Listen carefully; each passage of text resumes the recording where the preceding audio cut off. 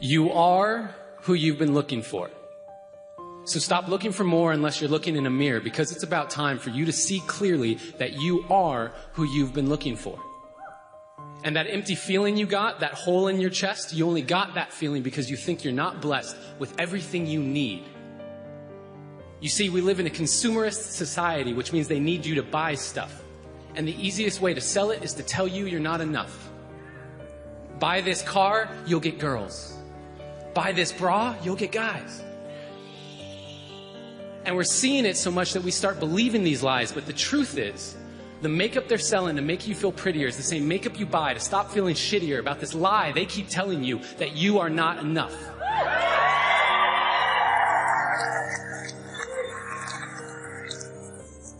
And what about the movies we watch, all the shows on TV? The more I watch, the more I see I need you to complete me. And yes, love is the answer, love is the key, but if you can't love yourself, how can you ever love me? And loving yourself, what does that even mean? Like massages and selfies and that sort of thing? Because the more I think about it, the more it feels weird. I've always been taught that self-love was something to be feared. I'm supposed to love myself, but how do I even do that? Well, I got a trick that I picked up from a friend who noticed that I was quick to defend her when she would say something negative about herself.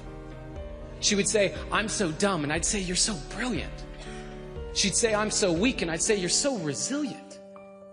And when she said, "I feel ugly," and I said, "You look beautiful," she asked me why I was so dutifully filling up her cup constantly and yet treating my own cup so irresponsibly.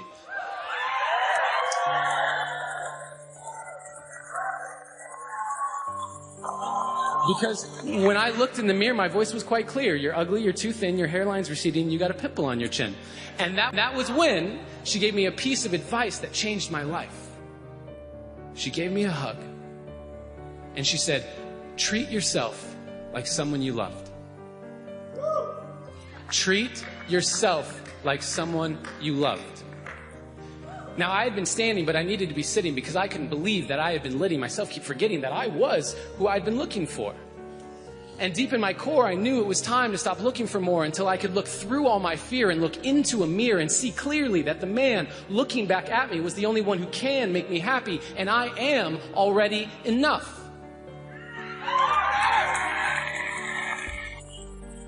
And I am not any more special or unique than you. That is why I'm here to speak to you. You are already enough. And when you start to see that, you will start to be that. Your world will get brighter, your load will get lighter, and you can see that with life. You can be a lover, not a fighter. And that life, you deserve it. Because you are worth it. And there is no point in letting yourself keep forgetting, because no matter what you say or do, you are perfect. And so today, I hope I leave you with a direction correction away from the flaws you see in your reflection. They aren't flaws to me, they are simply protection against all the doubts you have of your perfection.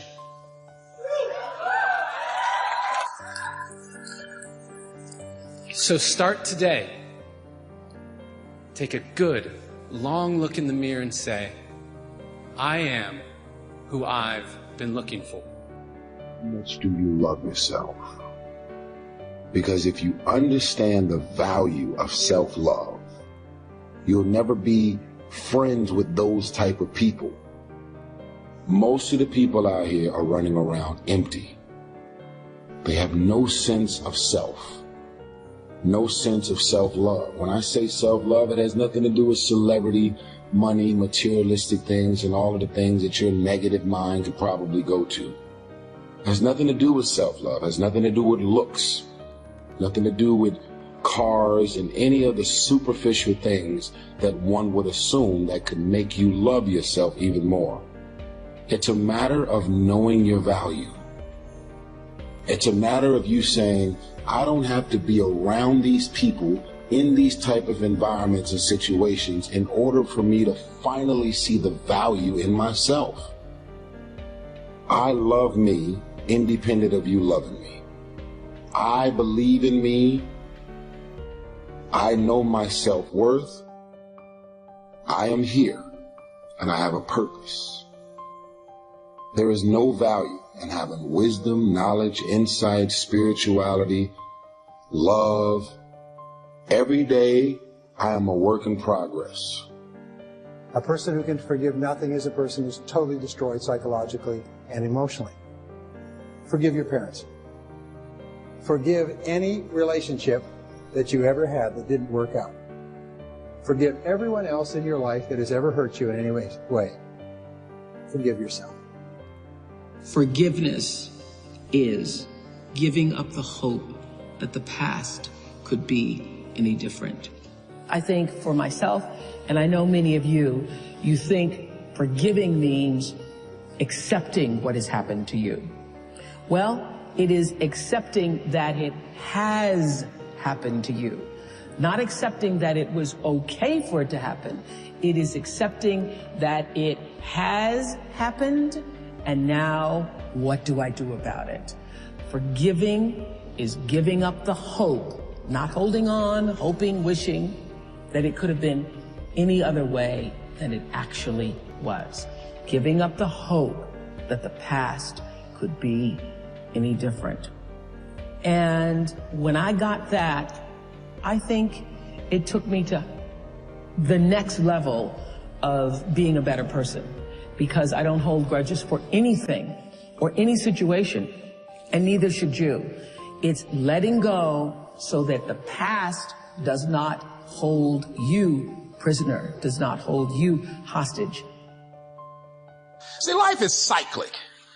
You're not, whatever experience you're having right now, it has not come to stay. It has come to pass. Not to stay, just to pass. It's just going through. The biggest challenge is to know what's happening. This is a part of this thing we call life. This too shall pass. And maintaining perspective, putting it in perspective. Let it go and begin to focus on developing myself. And I say to you, you're going to have people to do things to you. Things are going to happen to you. And the most important thing to do is to harness your will and let it go and move so you can grow, so you can get on with your life. It doesn't matter about what happens to you. What matters is, what are you going to do about it? What are you going to do now, Les? But if you want to begin to move into your own personal greatness, if you want to begin to really enjoy a happy, successful, healthy life, you've got to be willing to go against the tide. You've got to be willing to harness your will. So as you're in the process of reinventing your life, write a description of the kind of person that you want to be. What are the things that you must overcome? What qualities about your personality you know that you're going to have to change, because those particular characteristics are liabilities to you? What are your assets? What are your strong points? Look at and evaluating yourself to make that determination. Other thing is that in order to get out of a rut, we need some coaching. Find some trusted critics.